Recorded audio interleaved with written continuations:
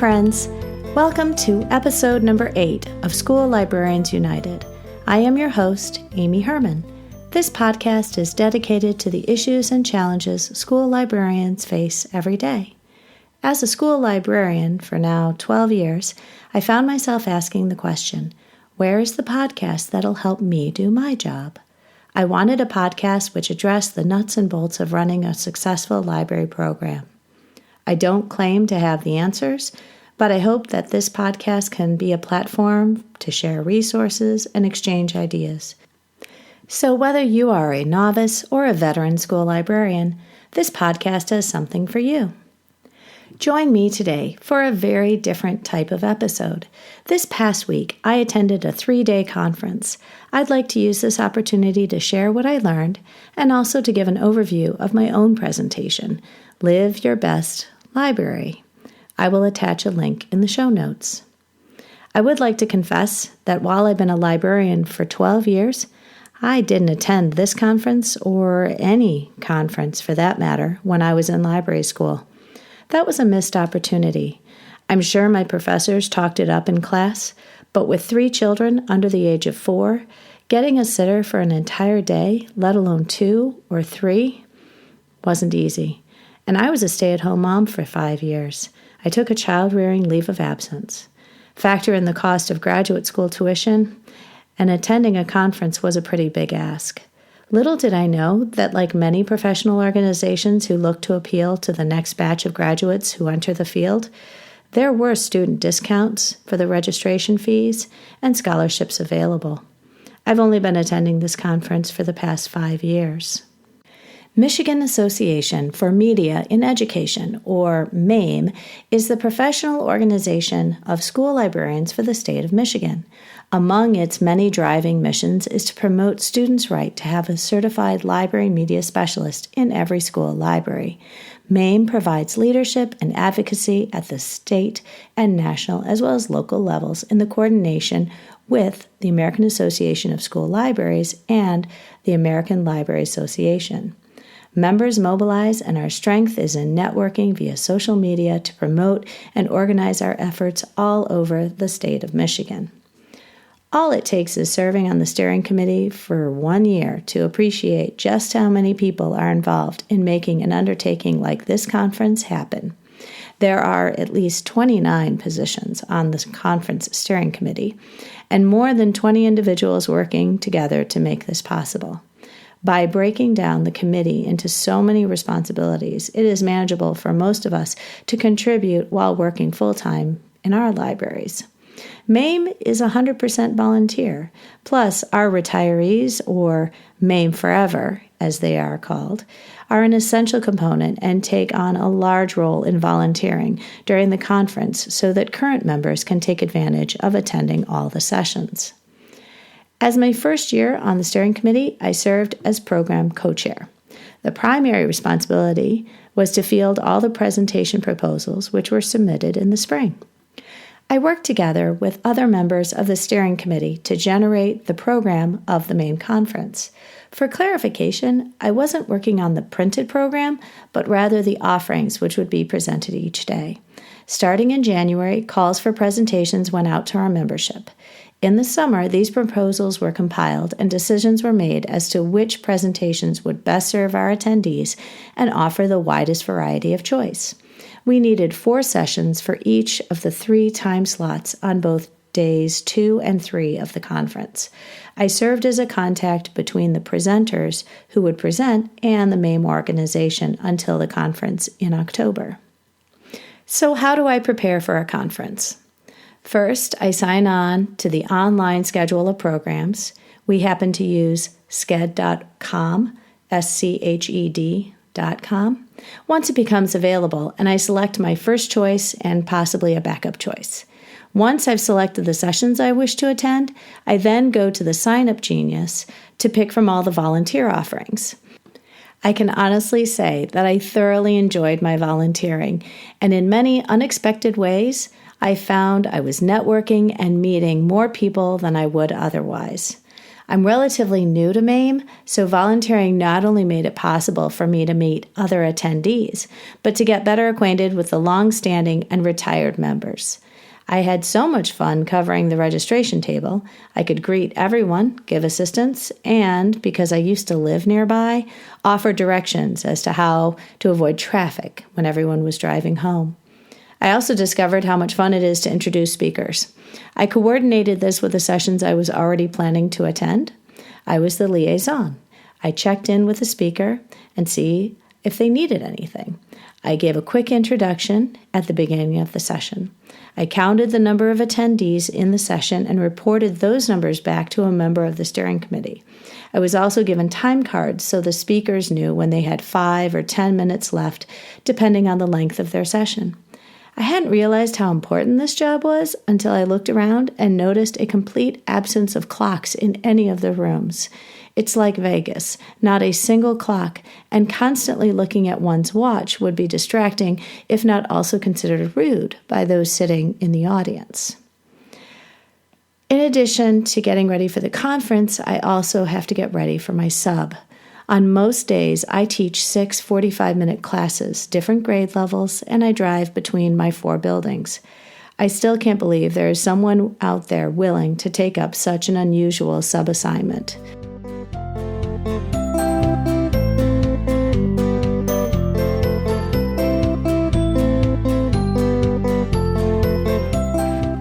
This 3-day conference is MAME's largest gathering of the year. Day 1 is a pre-conference and offers attendees 2 3.5 hours of deep dives into a topic. We could select from 2 offerings in the morning and 2 offerings in the afternoon with a break for lunch. Day 2 and 3 were arranged very differently, with 3 one-hour-long sessions interspersed with a variety of activities on each day. These 1-hour sessions have 4 topics from which attendees can choose and customize their conference experience to suit their individual needs and interests. Day 2 included Colby Sharp as an opening keynote speaker, and he was just inspirational.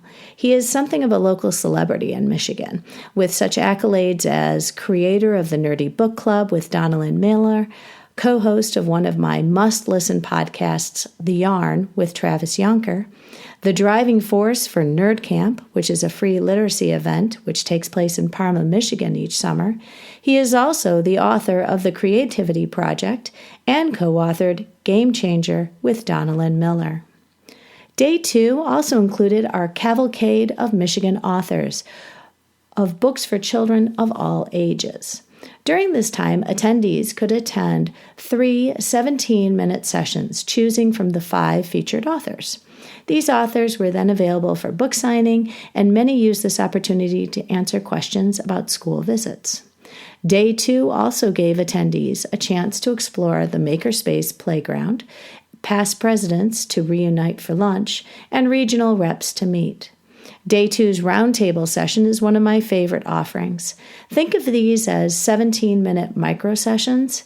I imagine this is a little like speed dating.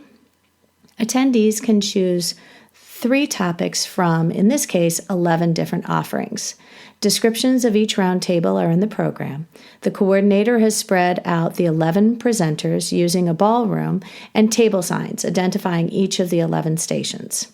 Consideration has to be made regarding access to electrical plugs, and anyone needing to use a projector would need to BYO. I was very excited because this year Santa brought me my own projector for Christmas. I hadn't factored in the patterned wallpaper, so the visuals were a little compromised. I made a little bookmark for anyone who visited my table with the resources attached. I also brought a shoebox-shaped container filled with 2 types of candy, Dum Dum Suckers and Smarties. I got this inspiration from an escape room my family did last year. When we arrived for our reservation, there was a similar basket of candy with a sign, "How do you feel today?" Ever since, I customize a sign and I display it in an acrylic frame along with the candy when I teach PD or I present at a conference. I'll attach an example in the show notes. While the candy might seem silly at a 9 a.m. presentation, I notice there are a lot of takers when I present at the end of the day, and everyone is dragging. The candy also gives attendees an excuse to stop by and chat if they hadn't selected my table as one of their 3 sessions. Round tables are an excellent way to meet others at a conference. The 17 minutes are just enough time to share out and move on to another topic. And I can't be the only person with a short attention span. These sessions keep everyone moving and engaged. My own session this year was about planbook.com. It is a subscription-based program that I pay for, and I've been a devoted fan since 2012. I will include a code for a 6-month free access in the show notes, and I will go into more detail about Planbook in an upcoming episode entitled Tips and Tools for Traveling Librarians. Day 2 included time to visit more than 20 exhibitors and a Scholastic Book Fair, and it concluded with an evening awards gala and an afterglow.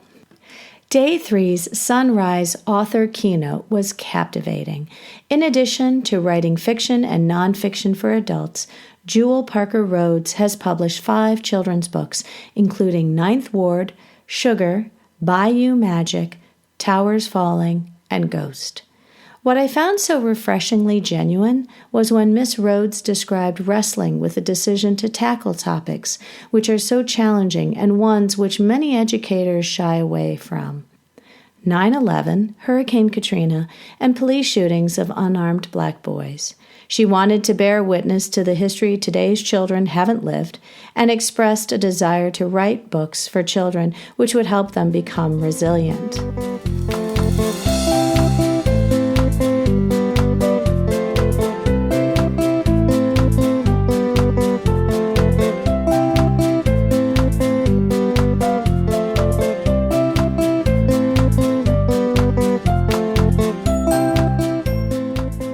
My hour-long presentation titled Live Your Best Library, How Life Hacks and Modified Trends in Education Can Transform Your Library Program and You, is the culmination of months of reflection on how my library program, however it may be constructed, can have a valued impact on my students, staff, buildings, and the district.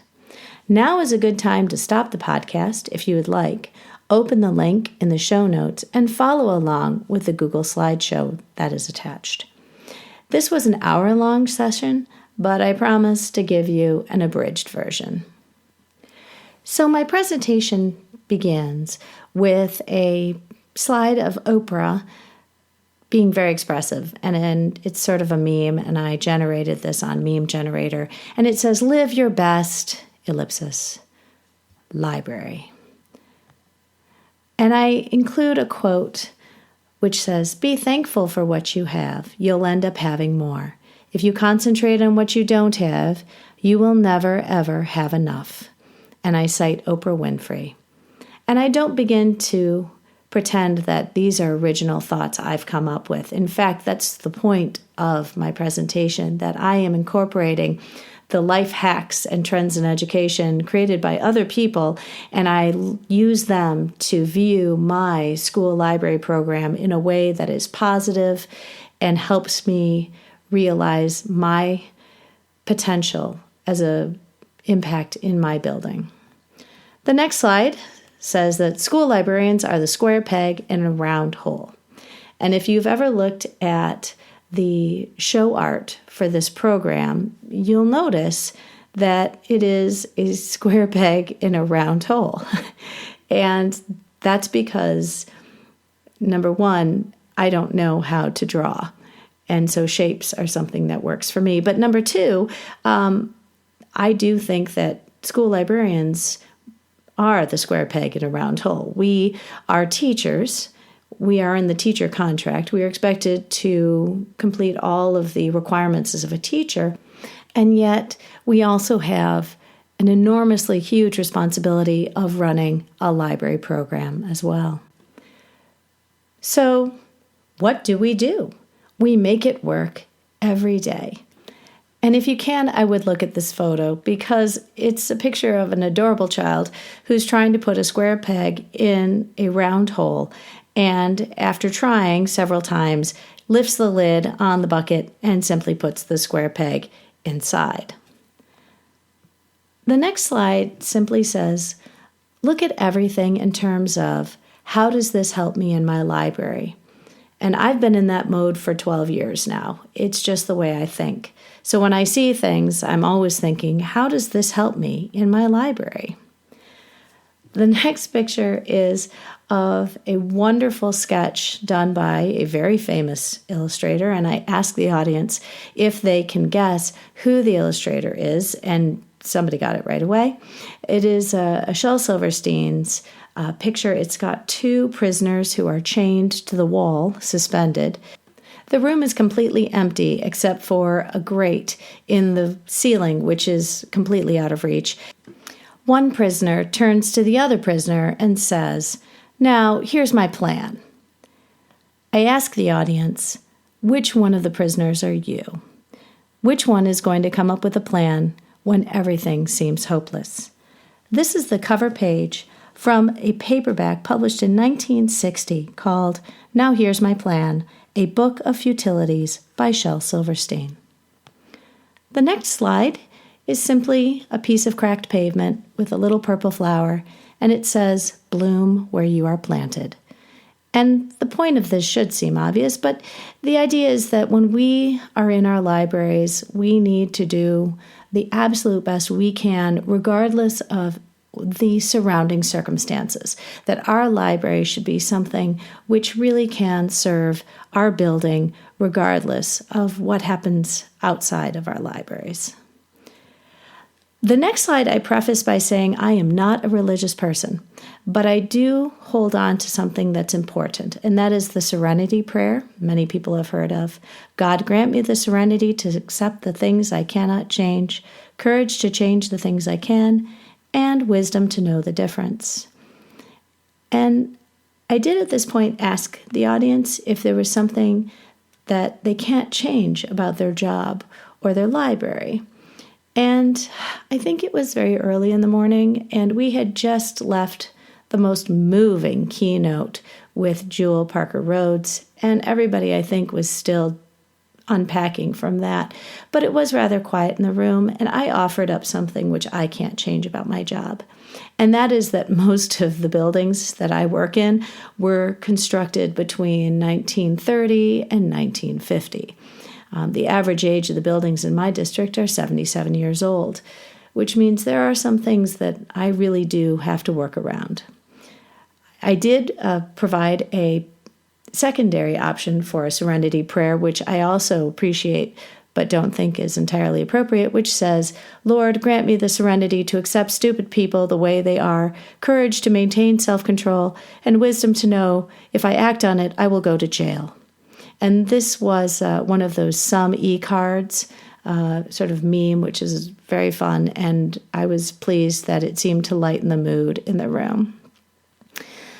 I then shift gears, and I played a very short 20-second clip from Sheryl Crow's song, "Soak Up the Sun." And this song came out a long time ago, but there is a pair of lyrics which has always resonated with me, even before I became a school librarian. And the lyrics go like this: "It's not having what you want, it's wanting what you've got." And I hear that a lot in my head, and I realize how applicable it is to so many teaching scenarios and life in general. I've oftentimes said this to my children in some way. I took this opportunity to discuss at some length that I have never met a librarian who had the ideal library.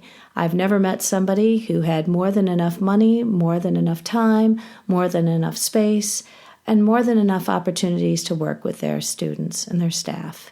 I've always met somebody who wanted to change something about the library that they worked in. I shifted gears and talked about something that I'm aware of, and that is the deficit model of education, and pointed out that when it comes to our students, we oftentimes, unfortunately, focus on what they can't do. We tend to focus on their weaknesses.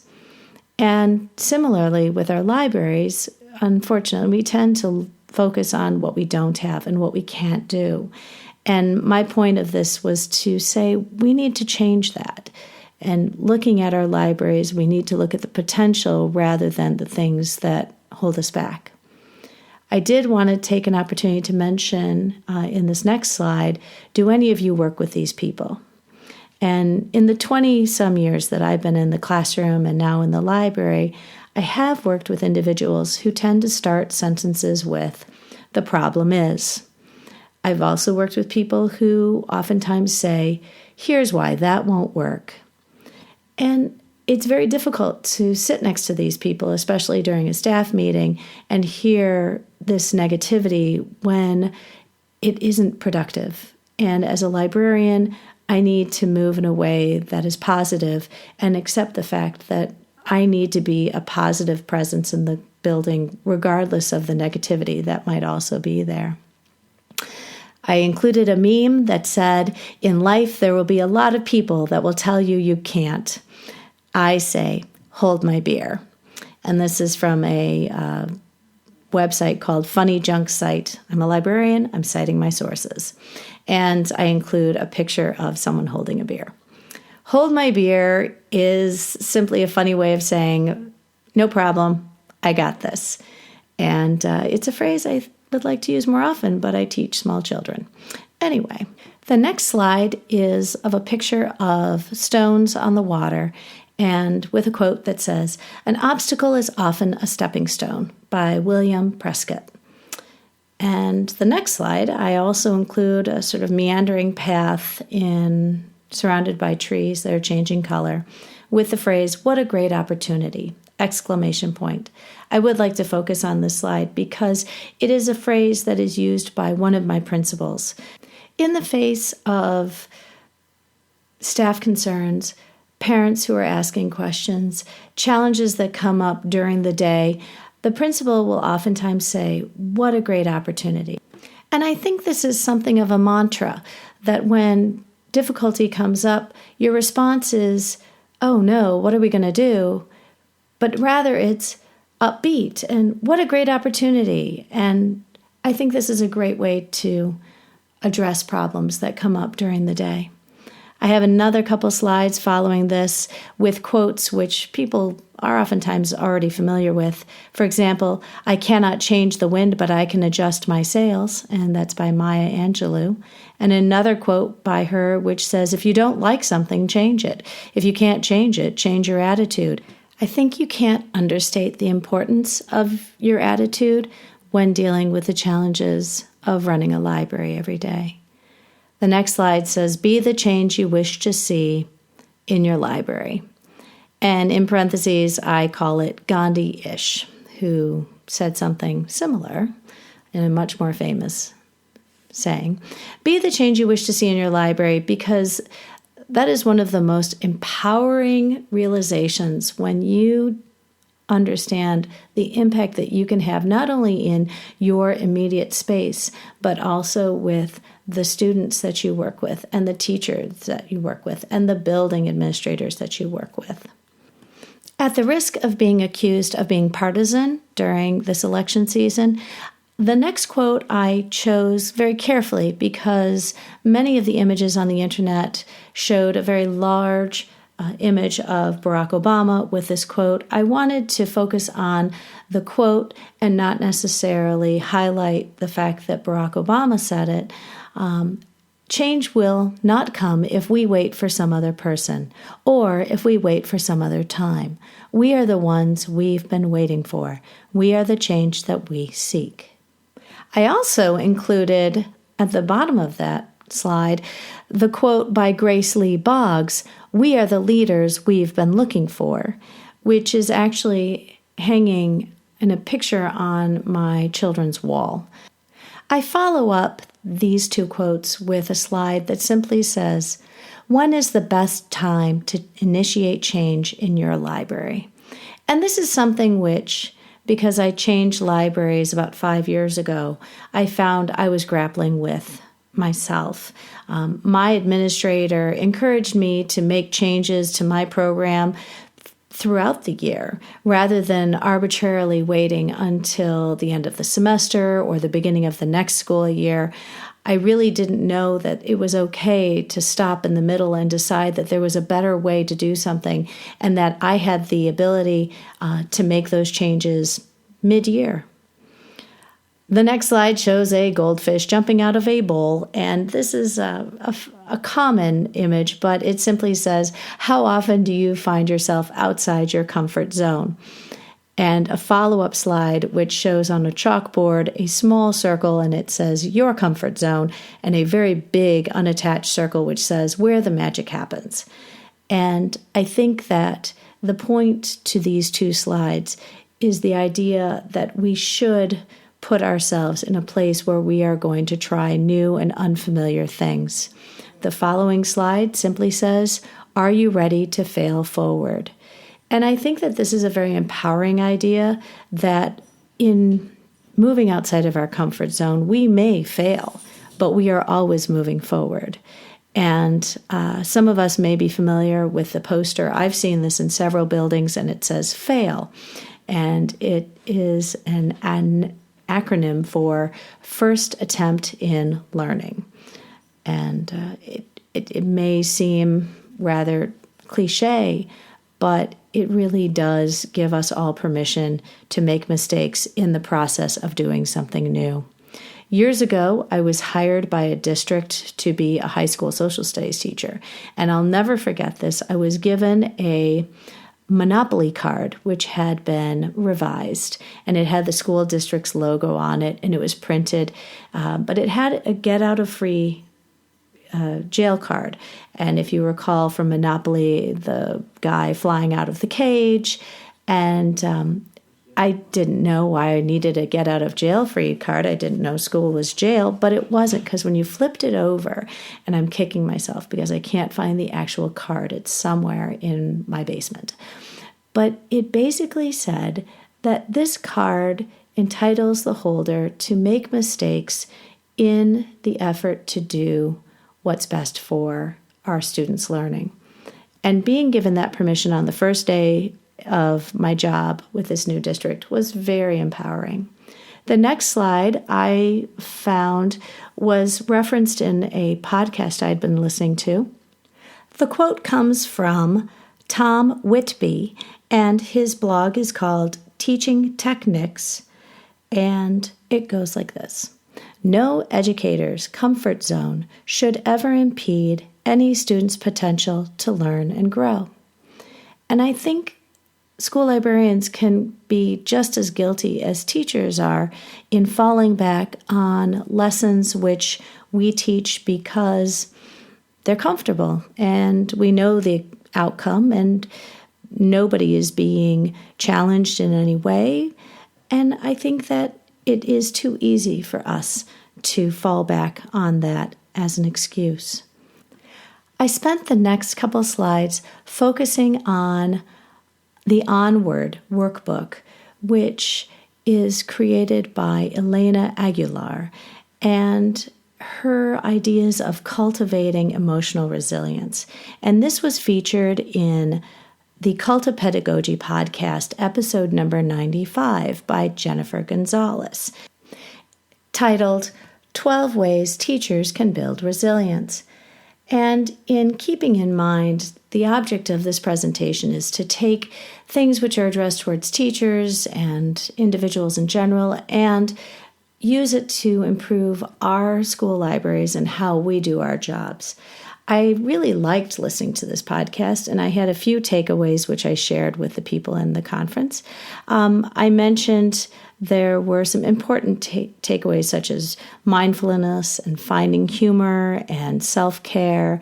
And I also felt that it was important to emphasize the need to be creative. And I pointed to my podcast as something I'm doing to be creative and to be curious and a learner, and the importance of showing perseverance in everything we do. I included a quote about being a tree, which I found clever and, again, made me think of my library when it said, bend before you break. because I think we are expected as librarians to be incredibly flexible when it comes to adapting to the needs of our building and our staff and our students. Finally, I include the TED Talk link to Angela Duckworth, who is the author of Grit, The Power of Passion and Perseverance. And I indicated there were two things that I felt spoke to me.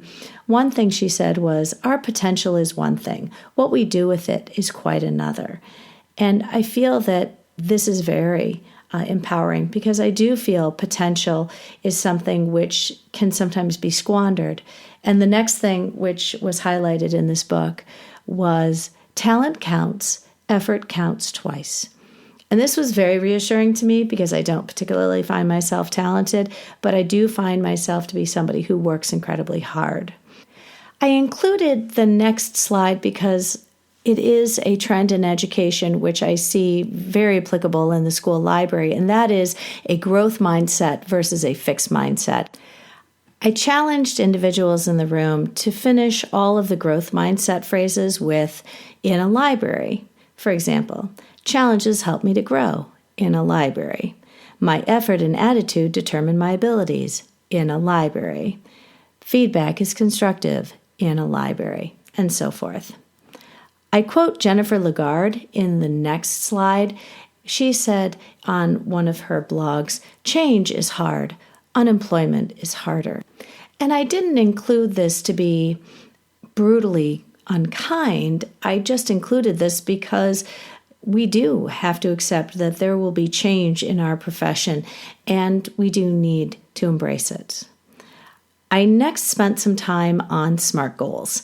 And I asked how many people in the room were affected by SMART goals, and how many people in the room had to generate SMART goals for their administrators each year. And it was almost unanimous. And the question is, how does this look for a librarian? And SMART stands for specific, measurable, attainable, relevant, and time-bound. And as somebody who has had to create SMART goals each year with my administrator, I tried to reconfigure them to be more reflective of how librarians work in schools. So S would stand for specific, and oftentimes this means supporting building initiatives or teacher assignments and classroom projects. M, measurable, I said anecdata is something which, in my case, has always worked better than traditional data, and that our success is oftentimes based on that of the teacher and the student. A, attainable, would need to factor in the fact that we are either part-time or full-time in a building, whether we have a flexible schedule or fixed schedule. R, relevant. Being relevant to us is really being relevant to the building, being relevant to the teachers and to the students. And T, time-bound. Well, this is laughable, because while teachers have year-long goals, the library goals oftentimes carry over from year to year, because when something involves an investment in time and money, trying to accomplish something during a calendar year is not necessarily reasonable. I conclude my presentation with a poem by Shel Silverstein. Draw a crazy picture, write a nutty poem, sing a mumble-gumble song, whistle through your comb, do a loony-goony dance across the kitchen floor, put something silly in the world that ain't been there before. And I think that this is a nice way to wrap up this presentation, because it does speak to the school librarians and what we do every day. It might not be silly or loony-goony, but it matters. And I think that everyone attending the presentation got that.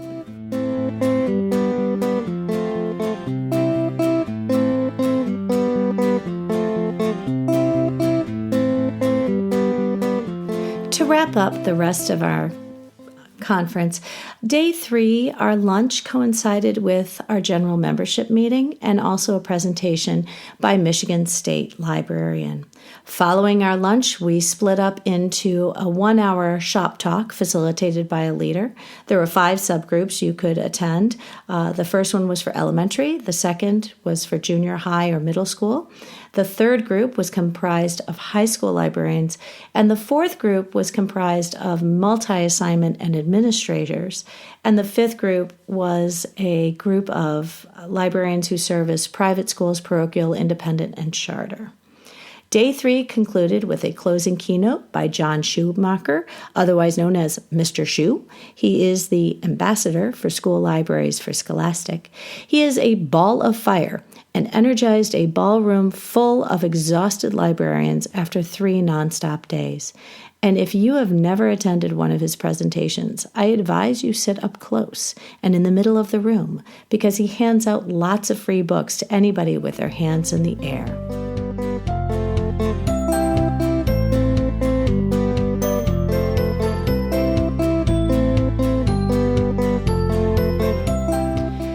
Once the conference ended, there was still some unfinished business. With a great deal of learning that went on, I still needed to explore the resources that I had heard about. I needed to figure out how and who could use what I've learned. For example, I'm really excited about a web-based publishing program called Lucid Press, and I know my 5th grade teachers could use it for their 13 Colonies brochure project. I just have to find the best way to share it with them. I'll follow up with emails and reach out to people I met during my session. I try to make a point of getting materials from sessions I was unable to attend because we can't be in 2 places at once. These links usually are attached to the online schedule and the description of each session. Other librarians in my district and I will coordinate which sessions we attend and make sure to share out the links to one another during our department meeting. I have to submit confirmation of my participation to my own HR department for documentation and for sub-coverage. And like any teacher who has missed 3 days of school, no doubt there will be a lot of work waiting for me when I get back to school. Mostly because I put some things on hold while generating my sub-lesson plans, and because there are always email requests which I can't resolve remotely. I would like to thank you for listening today. If you found this podcast helpful, please subscribe on iTunes or wherever you get your podcasts. Share this podcast with other school librarians in your district and your PLN. Consider leaving a rating on iTunes as it helps other school librarians learn about this podcast. I would like to thank composer Nazar Ryback at hooksounds.com for the music you've heard today. And as always, I invite you to send me your feedback and contributions. Email me at schoollibrariansunited@gmail.com. You can also find me on Twitter.